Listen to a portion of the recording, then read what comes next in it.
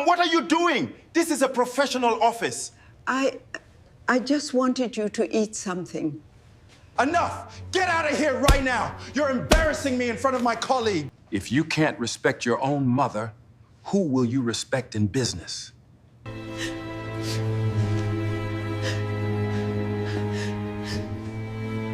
My dear friend, before we begin today's story, I want you to take a few quiet seconds, because this is not just a story about a slap, not just a story about a bundle of moi.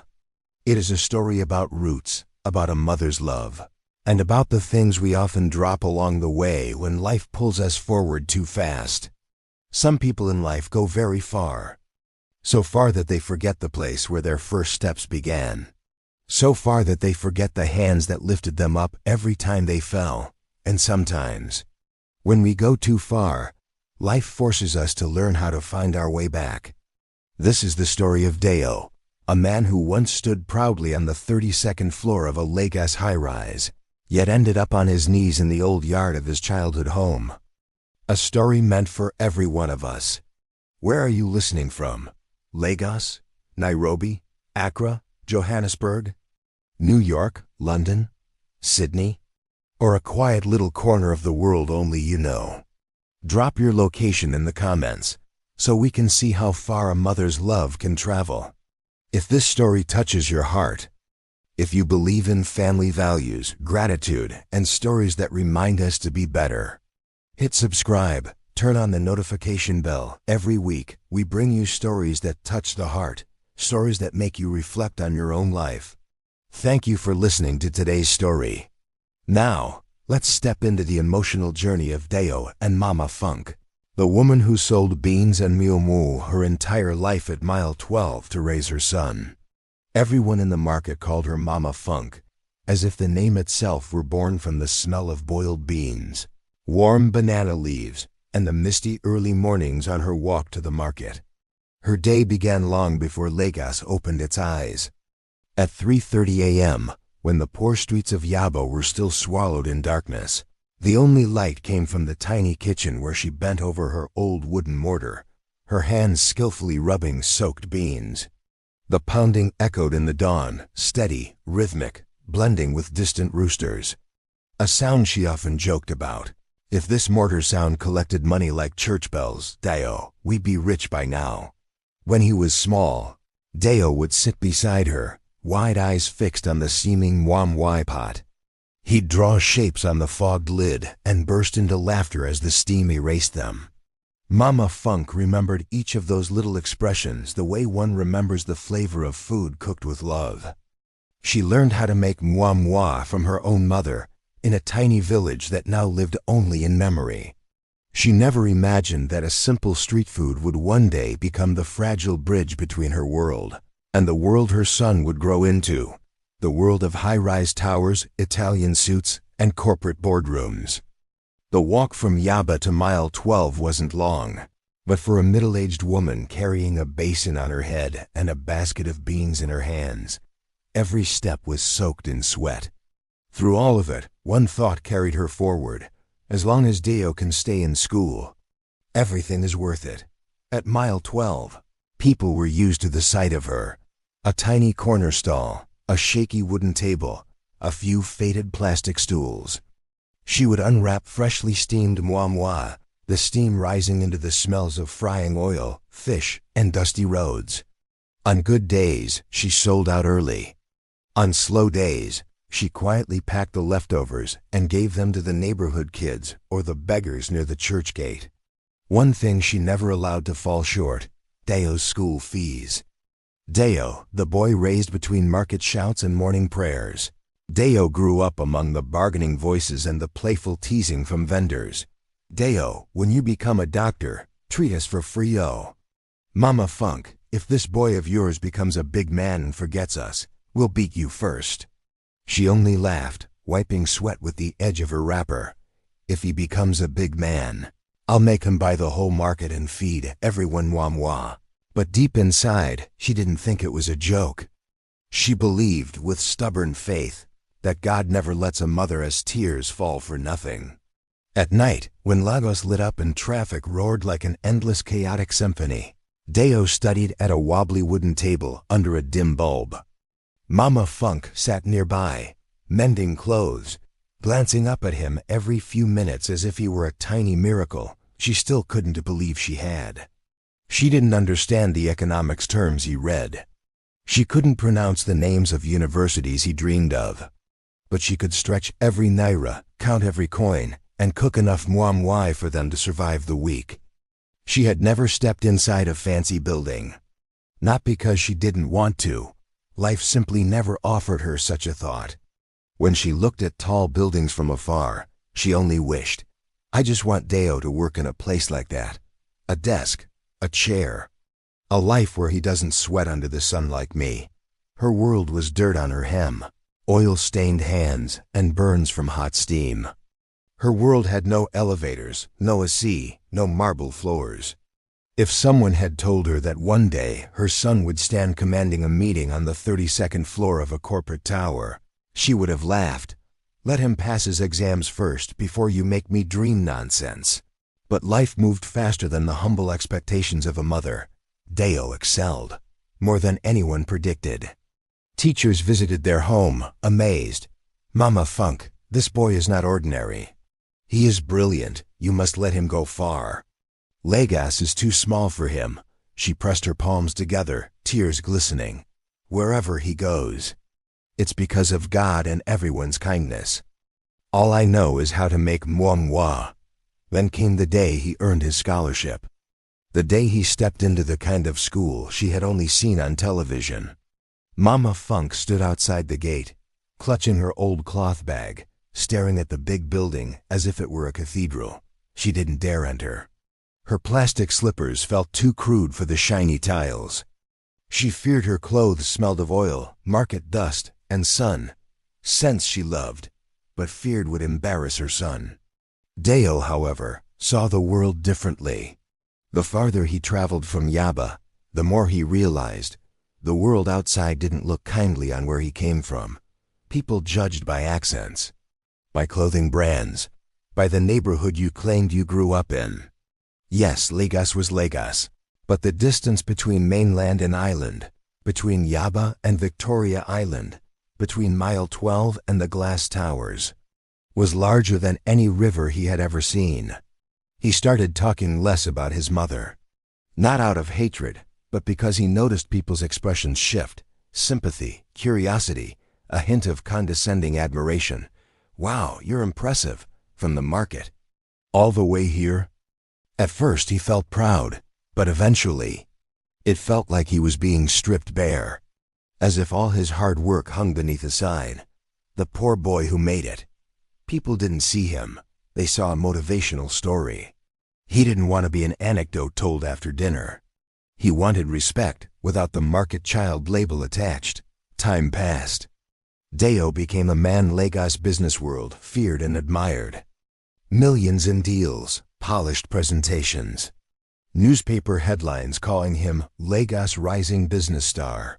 In those articles, no one mentioned the wooden mortar, the early mornings, the debts taken to pay his school fees. And in some hidden corner of his heart, he felt relieved. He grew used to introducing himself without mentioning where he started. His past became a locked room no one was allowed to enter, except for one voice.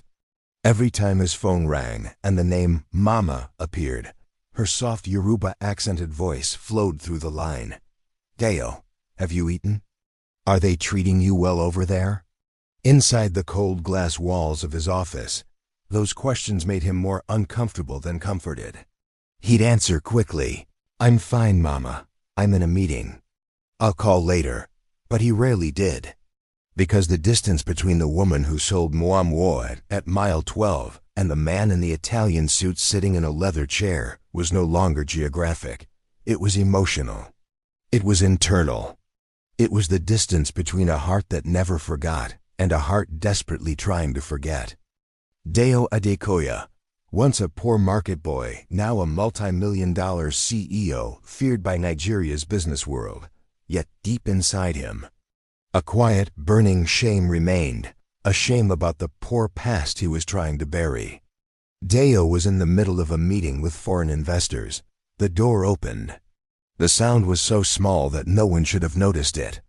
But on the 32nd floor, in a luxury boardroom where everything moved with the precision of a Swiss clock, the slight creak of that door felt like a crack tearing through space. Deo turned, and every ounce of calm in his eyes froze instantly. Mama Funk was standing there. Her hands held a bundle wrapped in banana leaves, still steaming, the scent of freshly steamed moi moi drifting out, soft, but sharp enough to slip into a room filled with leather chairs, expensive cologne, and cold LED light. The image cut straight across two worlds. Why was she here? For 3 months, Deo had not been home. 3 months without a shared meal. 3 months without stepping into the tiny living room in Yaba, where she still set out the old tablecloth each night, lit the oil lamp, and kept an extra bowl ready, as if her son might walk in at any moment. At first she told herself, CEOs are busy. My son has meetings, paperwork, important people to see. But by the second month, worry started to grow. Dio called less, replied slower. Once when she phoned, he said hurriedly, Mom, I'm busy. I'll call you back. But that later never came. One evening, while praying, her heart tightened as if someone were squeezing it. She wondered, is my child tired? Is he working too hard? Is he sick and hiding it? Then she remembered. Deo had once written his office address on a slip of paper and given it to her on her birthday. Mama, if you ever need to send me something, send it here. She kept that paper in her Bible like a precious treasure, though she never imagined she would actually go there. But today, she decided she must. I will go see my son with my own eyes. She woke at 3 a.m., ground the beans, wrapped the moi moi in the freshest banana leaves she could find, tied them with clean white string. She wanted her son to eat something hot, something cooked by his mother, so he would know that no matter how high he climbed, someone in Yaba still thought of him at every meal. She took the paper from her Bible, read the address over and over, then boarded 2 buses, getting lost several times among the wide, foreign-looking streets of Ikoi, a place where the buildings rose like towers meant for another universe. At the lobby, she hesitated before the automatic glass doors. The receptionist tried to stop her, but when she held out the trembling slip of paper with the CEO's name and whispered, I'm here to see Deo, my son, their hearts softened and they called the elevator. She rode up to the 32nd floor, holding the warm banana leaf bundle as if it were a newborn child. She was nervous but proud. My son works up here. So high. He must be doing very well. She had no idea she was walking into the most important meeting her son had had in months. All she knew was one thing. It had been too long since she last saw him, so mother must go find her child. When Mama Funk stood in the doorway, her gentle smile lit up. Deo, you've been working so hard. I brought you some hot moi moi. But the room froze. A few executives stifled laughs, not loud, but sharp enough to slice straight through the dignity of a man trying to live 2 lives. One investor leaned toward another and whispered, Is that banana leaves? In that instant, Deo felt heat rise along the back of his neck, burning into his ears. It wasn't the heat from the food. It was shame, the oldest, deepest shame he carried. The one he thought he had buried beneath dozens of floors of glass and steel. A shame now dragged back into the open, right in the room where he had spent his whole life proving he belonged. Deo lunged forward, snatching the banana leaf bundle out of her hands and slamming it onto the table. Mom, what are you doing? This is a professional office. Do you want to embarrass me in front of my partners? His voice echoed louder than he meant, bouncing off the glass walls and rolling down the length of the conference table. A slide presentation was still projected on the screen behind him, but no one was looking anymore. The banana leaf bundle hit the walnut table and slid a few inches, leaving a dark wet circle where the steam touched the wood. The familiar smell of warm once the fragrance of poor mornings in Yaba, now hung awkwardly in the air, out of place among designer colognes, polished leather, and expensive coffee. Mama Funk froze as if someone had blocked her path with an invisible wall. Her eyes widened, her mouth opened not to argue, but as if searching for a reason behind this sudden storm. I only wanted you to eat something," she whispered, her voice shrinking into the room's thick silence. Even she couldn't tell if she had spoken out loud or only thought the words. She stepped back.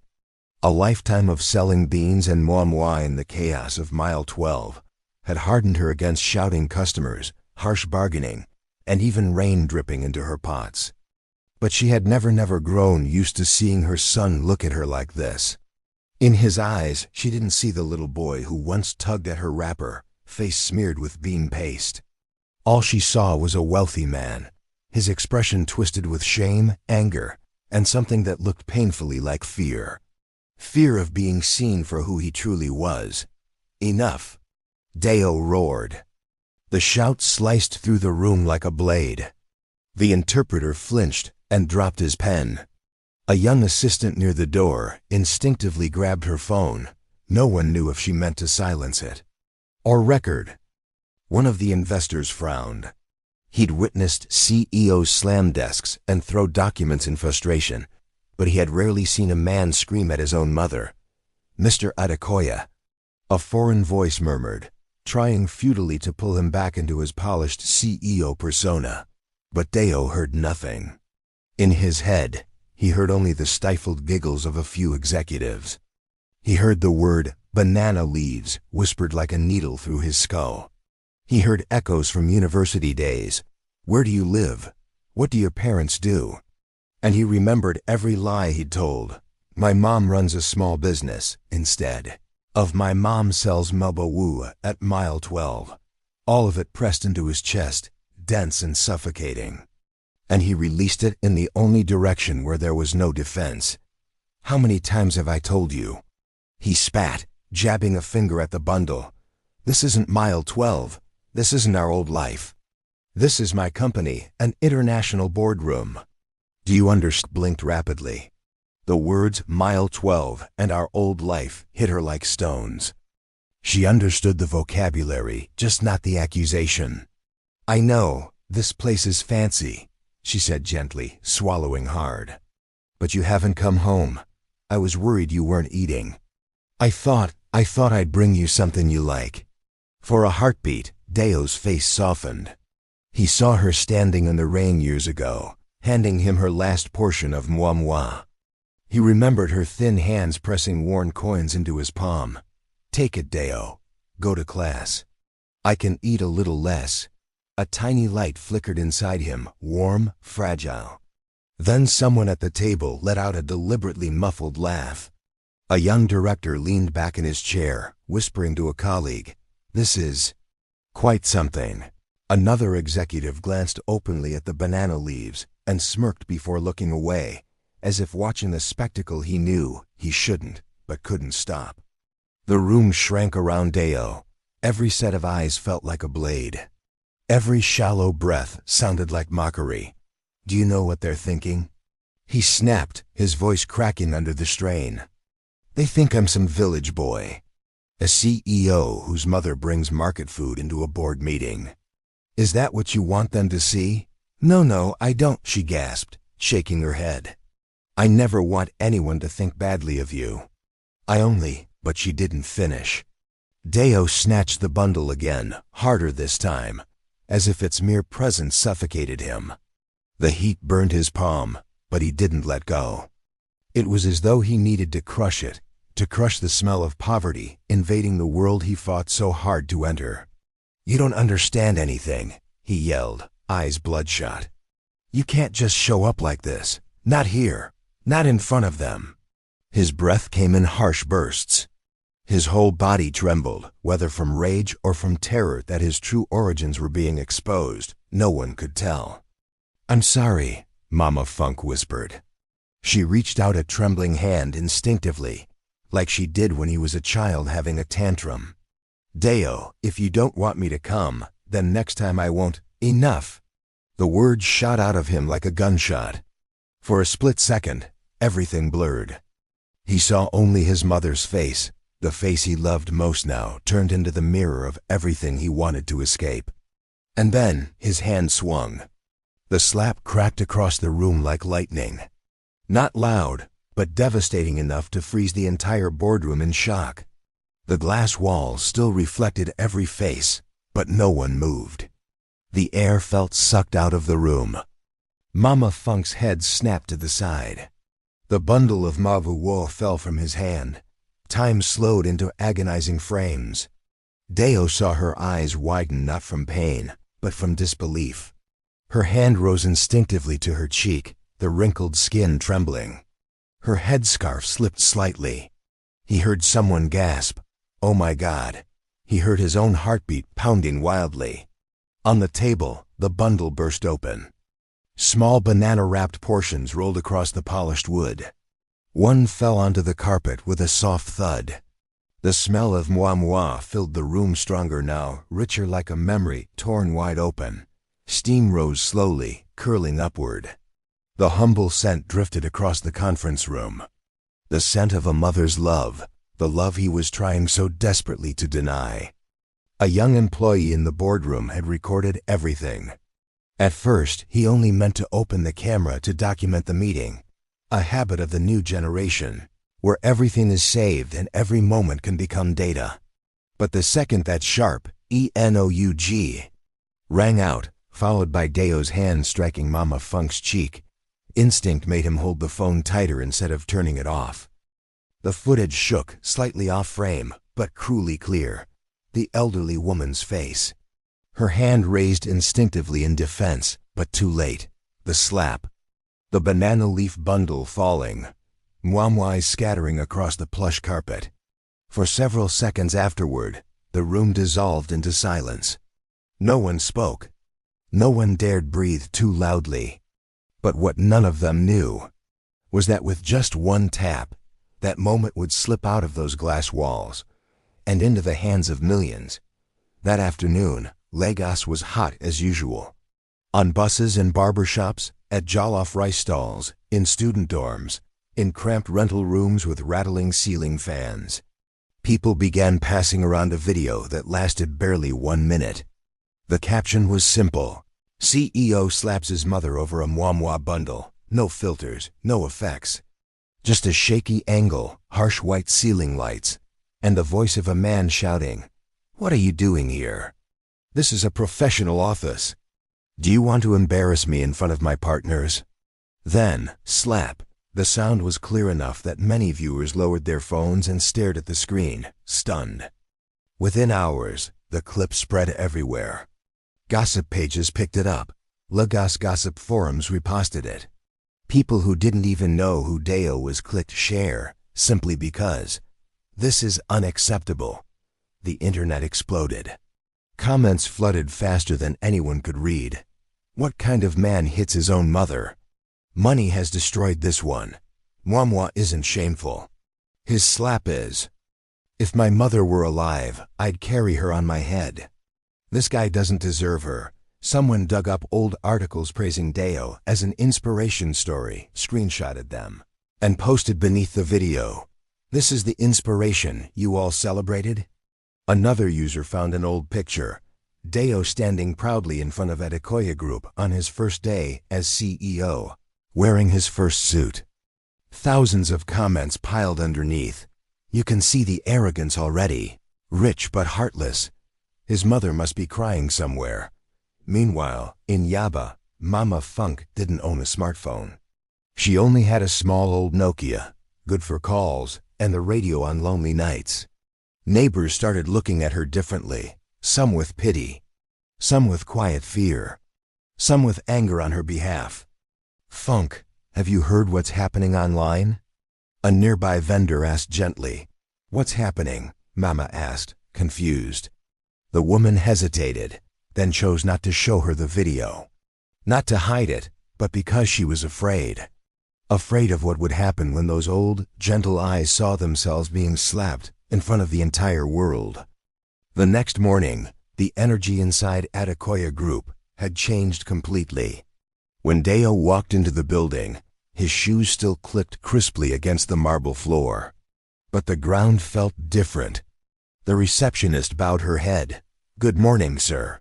But she didn't dare lift her eyes, as if looking directly at him would replay the slap across the glass lobby. In the elevator, two employees whispered in voices almost too low to hear, but in the echo of the steel walls, every syllable stabbed clearly into Deo's ears. "Did you see the video?" "Yeah, I still can't believe it. If it were my mother, he's right here." Deo kept staring straight at the glowing numbers ascending from 10 to 32. Sweat gathered behind his neck, despite the cold air. When he entered his office floor, the board of directors was already waiting. No handshakes, no friendly jokes, no half-teasing praise for the young star of Lagos. One senior board member, white hair, thin glasses, spoke first. "Mr. Adekoya, we need to talk." The conversation didn't last long. In the corporate world, devastating words were always wrapped in polite, surgical language, clean, precise, cutting deep without spilling blood. Public relations crisis, brand damage, shareholder concern. "Our partners are reconsidering." Then the final sentence. "You will be temporarily suspended from your position until this matter is resolved." The word "suspended" landed on the table like a verdict. Deo almost laughed. He had always believed that if he ever lost everything, it would be due to a failed business decision, something he could recover from with hard work. He had prepared for market crashes, hostile competitors, bad investments. But he had never imagined the thing that would bring him down was his own hand. And it had not struck an enemy. It had struck his mother. Messages poured in like rain. Old friends texted, "Deo, what happened? Call me." Others sent him the video without a word. Foreign partners emailed, "In light of recent events, we have decided to suspend negotiations until further notice." Online news outlets flooded the front pages with headlines. "Young CEO slaps mother in boardroom, Lagos outraged." From inspiration to disgrace, the fall of a corporate star. Outside the company, reporters gathered with microphones ready. Every time the glass doors slid open, they rushed forward like a wave. "Mr. Adekoya, any comment on the video? Do you regret slapping your mother? Where is she now? Have you apologized?" But Deo never walked out. He stayed in his office on the 32nd floor, where the window overlooked the vast city he once dreamed of conquering. Now Lagos felt like a giant courtroom with a million unsympathetic eyes watching him. On his desk, between his laptop, contracts, and financial reports, lay something that didn't belong to that sophisticated world. A banana leaf bundle. Not the one that had fallen yesterday. This was a portion the cleaning staff had found, rewrapped carefully, and placed in a clean box. A small note was attached. "I thought, maybe you'd want to keep this." Deo stared at it. The banana leaves were cold now. The steam was gone. The scent had faded, but to him it felt suffocatingly strong. He saw his mother at the fire in Yaba, her hands covered in bean paste, the sweat dripping. Her hopeful eyes whenever he talked about his dreams of becoming somebody important. And now he was important. Important enough that a single slap could shake an entire city. Important enough that all of Lagos knew his name, not for his achievements, but for the way he treated the woman who gave him life. His phone kept vibrating. Emails continued arriving. The world outside raged with outrage, debate, shock, and disgust. But on the 32nd floor, in the freezing silence of his office, Deo sat alone, and the cold banana leaf bundle lay on his desk, a silent accusation he could not escape. That night, Deo drove back to the old house in Yaba.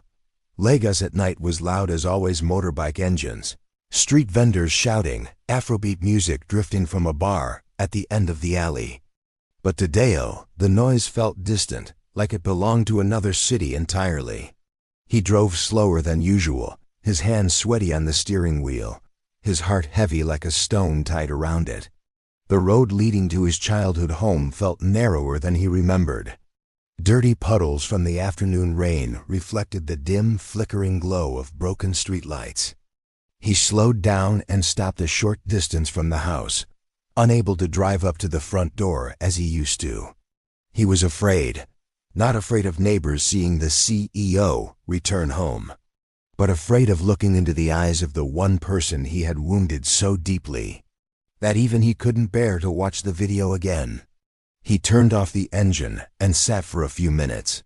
His phone screen kept lighting up missed calls, messages from his lawyer, company emails, texts from reporters, even old friends wanting to hear his side of the story. He silenced everything. Tonight, there was no CEO Deo Adekoya. There was only the son of a woman who sold moi to raise him. He opened the car door and stepped out. The cool, damp night breeze brushed across his face. The old house appeared before him small among the rows of run-down homes, but to him, it was the only place he had ever felt safe. The porch light glowed faintly from a tiny bulb hanging under the roof. Mama Funk was sitting outside on the faded blue plastic chair, moving her fingers along her wooden prayer beads.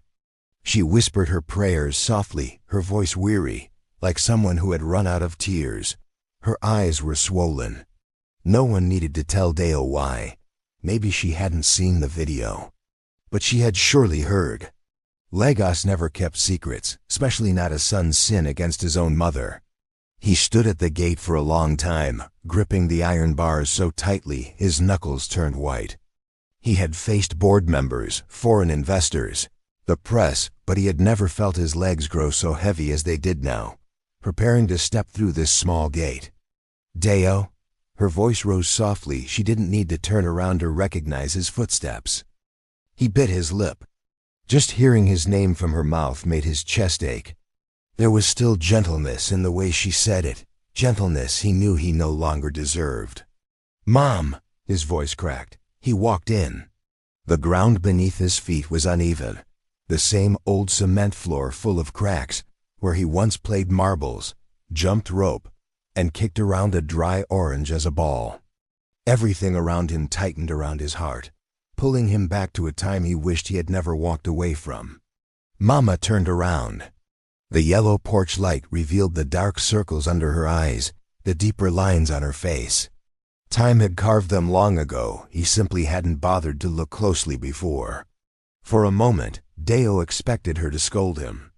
To ask, "How could you do this?" To say, "I no longer have a son like you." But Mama only looked at him. A long, deep, tired look. Yet somewhere inside, it was something he didn't deserve love. "Have you eaten?" Was the first thing she asked. Deo felt his throat shut tight. He had prepared thousands of words on the drive here, explanations, apologies, excuses, promises. But all of them shattered at that simple question. He didn't answer.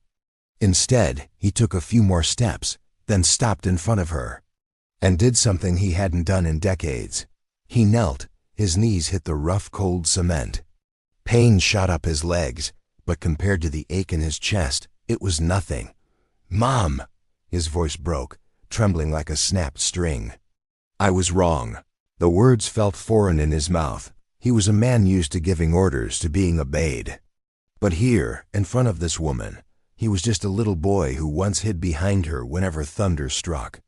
If there's any punishment worse than what I'm facing out there," he said, eyes fixed on her feet, "it's having to look into your eyes right now." He inhaled deeply, as though preparing to dive underwater. "It wasn't you who made me feel ashamed. It was me who was ashamed for forgetting where I came from." The words weren't rehearsed. They came raw, trembling, painfully real.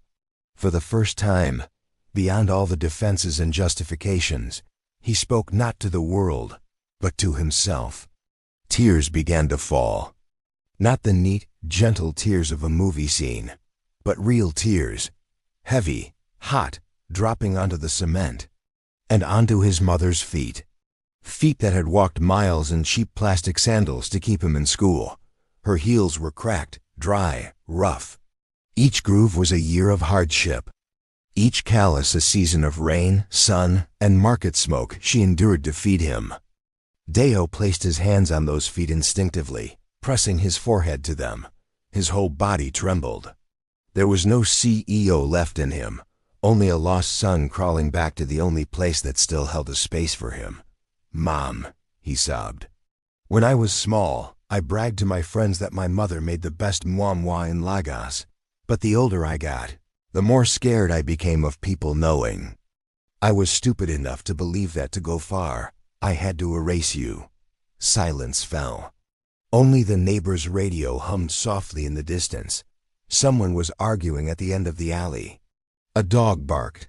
A motorcycle roared past. "Do you know something, Mom?" he whispered. "The day I got interviewed for the paper, they asked about my upbringing. I watered it down. I was scared they'd write that you sold moi.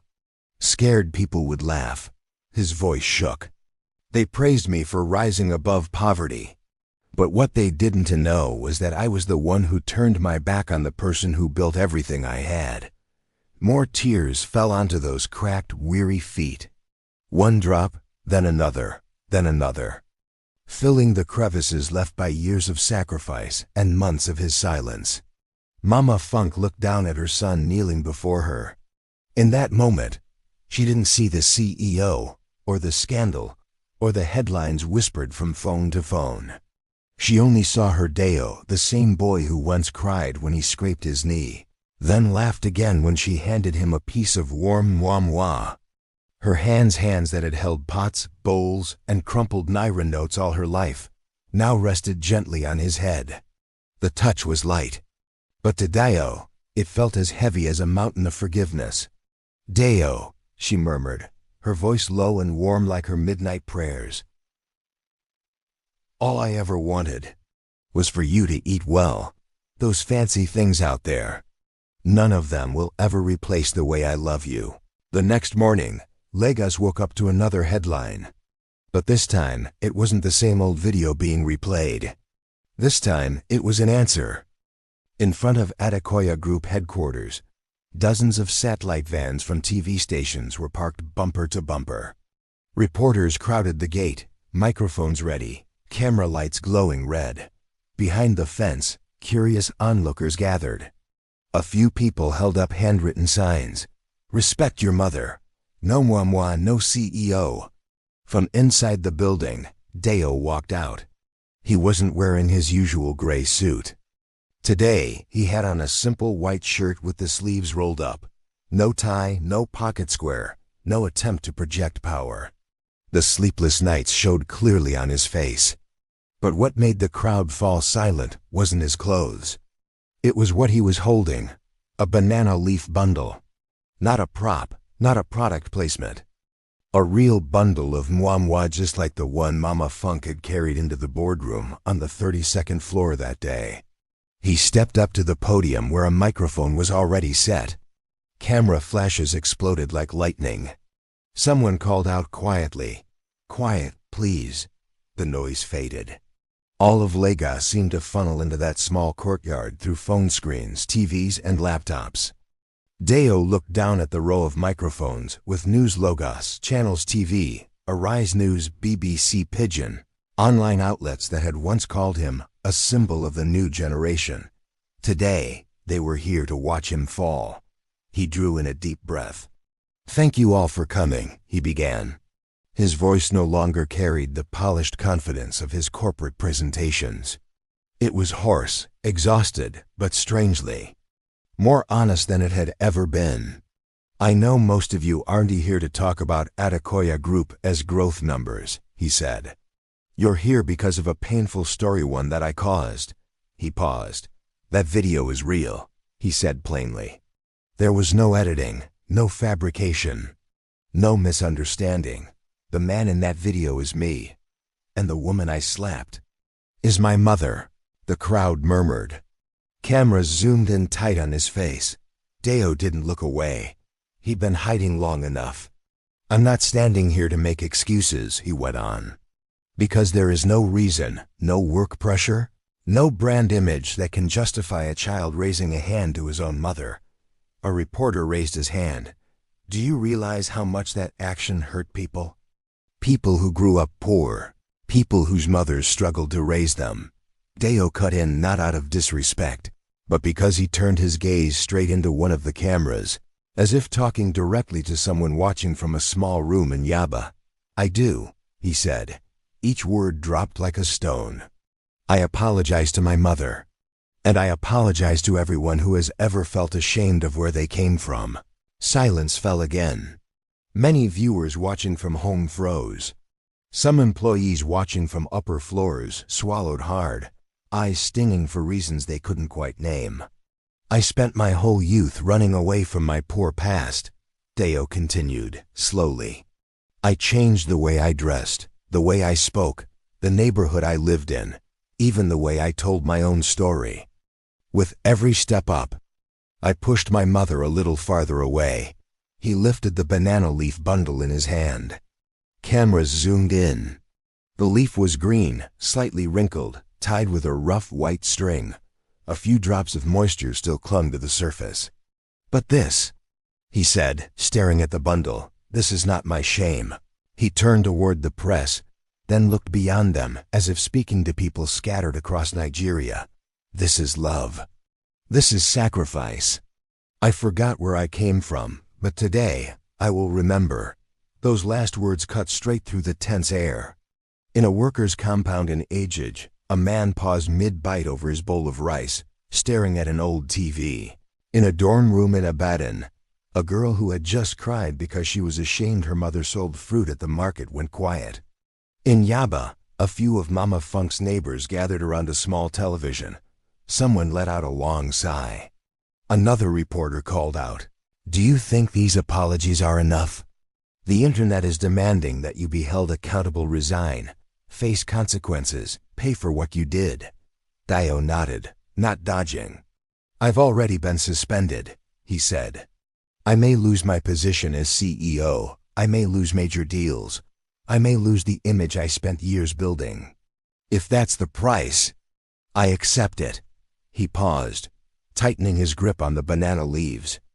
"But if after all this, I can get back one thing, just one, it would be the right to have my mother still call me her son.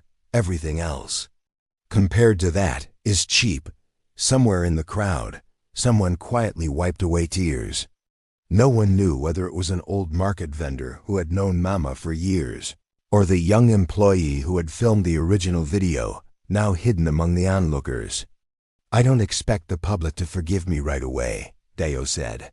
"You have the right to be angry, to judge, to stop seeing me as a role model.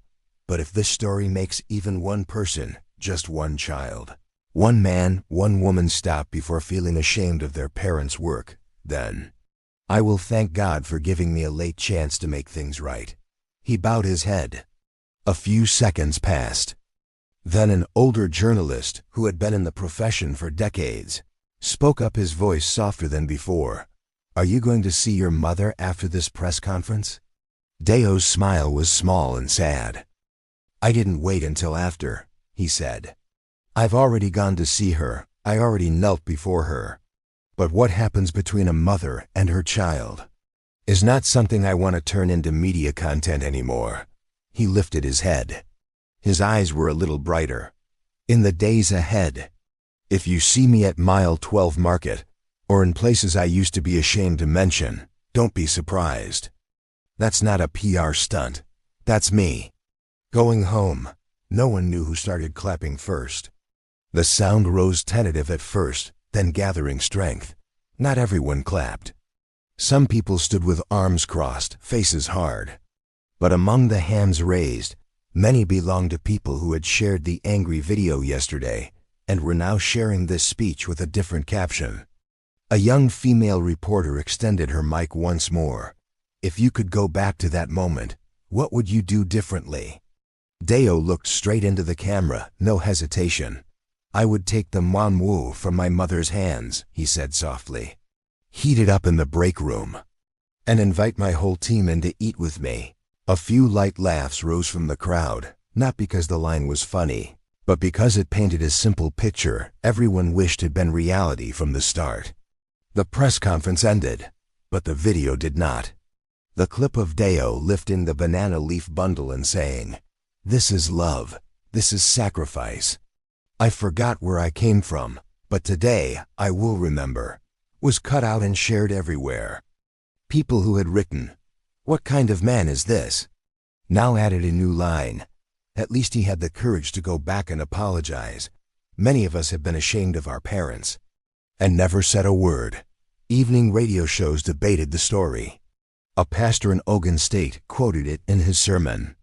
A student group organized a small talk on being proud of your roots. Photos of parents' rough, calloused hands began appearing online with captions like, "This is my moi moi. This is my banana leaf. This is the one who raised me." The story of a shameful slap slowly turned into a painful but necessary reminder for a generation sprinting forward, without ever looking back. And somewhere, in a small kitchen in Yaba, Mama Funk stood over her steaming moi moi pot, the heat fogging up her glasses. She didn't use social media. She didn't know what viral meant. She didn't understand why everyone was talking so much. She only knew one thing. That morning, when Dale walked through the door, wrapped his arms around her, and called Mom like a little boy again, she felt something no headline, no video, no public apology could ever compare to. Outside, his words continued circling Nigeria, like a bundle of mwaya passed from one market to another. "This is love. This is sacrifice. I forgot where I came from, but today I will remember." 1 week later, Lagos had a new story. But this time, it wasn't a scandal. Not a video of a son slapping his mother. Not another wave of outrage. This time, it was a small ceremony simpler than the media expected, but carrying a strange kind of weight. In a modest hall in the city center, a plain white banner hung at the front with a clean, simple line, "Mwamwa Foundation supporting mothers. Honoring roots, no fireworks." No red carpet. No comedians, singers, or celebrity guests. Just a few rows of plastic chairs, a wooden podium, a couple of microphones, a few cameras from some media outlets, and most importantly, women in brightly patterned Ankara dresses with rough hands and shy eyes, many of whom had never stepped into a place like this in their lives. They were mothers, aunties, and older sisters who had spent their lives over charcoal fires, hot oil, soup pots, and steaming mwamwa pans. Women who made money from each hot parcel of food, each roadside breakfast, each plate sold to school kids at the gate. Today, they were invited as honored guests. Deo stood at the podium. This time, there were no contemptuous looks. If there were, he no longer cared. Beside him, in the front row, Mama Funk sat up straight. Her headscarf was tied a little neater than usual. Her eyes still carried a trace of shyness, but no one could miss the pride in them. "Thank you all for coming today," Deo began. His voice was steadier than at the press conference, but still carried the calm he'd learned the hard way. "Today is not my day," he said, looking around. "This is the day of the mothers, the aunties, the women who have stood behind hot stove for years to raise their children, to keep alive the flavors of the traditional foods we're slowly forgetting." He turned to his mother and smiled softly. "To many people, mwamwa is just a dish. But to me, it's the bridge between a small house in Yaba and everything I have today." He took a breath and continued. "Last week, all of Nigeria saw the worst version of me, a son who forgot that, who raised his hand against the very woman who woke up at 3:30 in the morning to grind beans for his breakfast." The hall went completely silent. "Today," he said more quietly, "I don't want to erase that image. No one has the right to erase their sins. But I do want to do something else, to use the very food I was once ashamed of, to remind myself and my generation that no success built on disrespecting your parents can ever be called secure." Applause broke out, scattered at first, then growing stronger. Among those clapping were fingers bent by arthritis, wrists burned by oil, hands hardened by years of carrying heavy pots. Deo went on. Moanbui Foundation will be a fund dedicated to supporting low-income women who cook and sell traditional foods. We'll help them access small capital, basic business training, food safety education, and most importantly, help them sell what they cook to more people, at prices that truly honor their labor. He glanced down at the paper in his hand, then folded it and set it aside. He spoke again, more like a confession than a speech. There's a simple truth I had to take 30-something years, a scandal, and kneeling in my mother's yard to finally understand. The further a man goes, the more he should find ways to bring his mother's hands with him, not hide them. He turned and held the microphone out toward Mama Funk. "Mom, do you want to say something?" All eyes turned to her.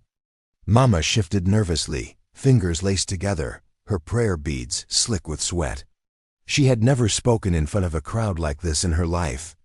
I don't know how to speak English as nicely as you," she said. The room chuckled warmly. "But I know one thing." She paused, looking down at her hands for a moment, then raised her eyes. "I know there isn't a single mother who cooks moama, sells porridge, fries plantains, roasts groundnuts, who wants her child to be ashamed of her." More eyes turned red. "I don't understand social media. I don't know what viral means," she continued. "All I know is that after everything, my son came home, knelt down, and called me Mom again. For me, that is enough." She turned toward the other women. "If today any of you feel ashamed because your hands smell of oil, because your clothes aren't fancy, because your feet are cracked, please don't be ashamed. God looks at your heart, not at your shoes." This time the applause was louder, longer, and warmer. A young female reporter in the back row quietly recorded every word, her eyes blurring behind the lens. From that day on, Mama Funk's life didn't magically turn into a fairy tale. She didn't move into a mansion. She didn't suddenly have servants. She still woke up at 3:30 each morning to light the fire, grind beans, and wrap moi in banana leaves. But one thing did change. Now, every morning, Deo stood next to her, smiling as he helped. He tied the leaves, stacked the parcels into the steamer, and joked, "If I run this Momaimwe business, we'll probably go bankrupt, Mom." Mama tapped his shoulder lightly. "I don't care what director you are," she laughed, "as long as you remember to eat breakfast." Some mornings he had to leave early for meetings, appointments, all the things a man still had to do to survive in the business world.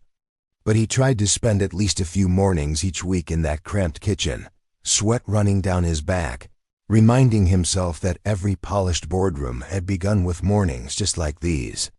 People passing through Yaba gradually grew used to seeing a well-dressed young man, sometimes still wearing an expensive watch, laughing and working beside an older woman in a tiny kitchen, the smell of moi drifting into the alley. Some recognized him as the CEO who slapped his mother. Then they remembered he was also the CEO who knelt before his mother. Eventually, they just called him Mama Funk's son. At mile 12, some of the women vendors heard about the Moi Foundation and signed up. They learned how to package food, brand their little stalls, and calculate profit and loss.